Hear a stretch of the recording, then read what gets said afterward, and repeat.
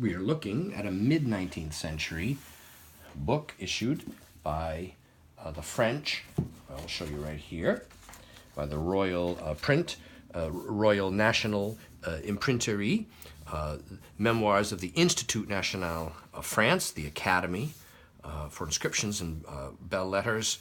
This is volume 17, and it is second part.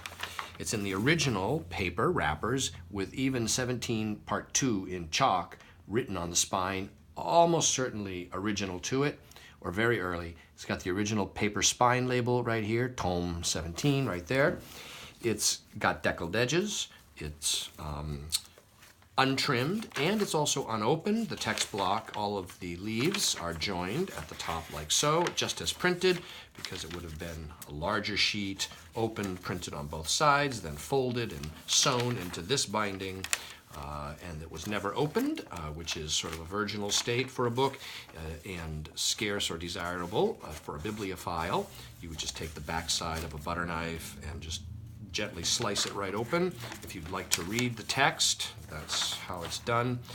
And what's of interest to us, the articles, I should just point out here, concern archaeological findings for Greek, Etruscan, and Asiatic objects, as well as Assyrian and Phoenician, Asiatic, and funerary monuments. And so at the rear are some plates that we'll look at, but what makes these plates particularly interesting, here's the first one, these are engraved plates, are these numismatic plates of ancient coinage showing the front and the rear of the coin, argent, that's silver, and that is gold, so there's silver and gold coins, and that's bronze, BR is for bronze, and argent is silver.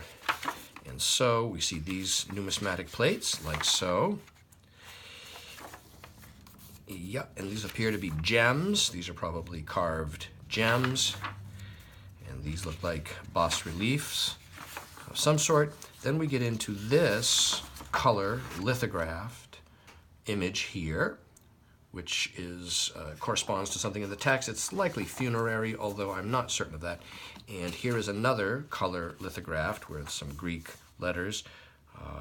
So these relate to ornamentation on appears to be fragments or shards of pottery, etc.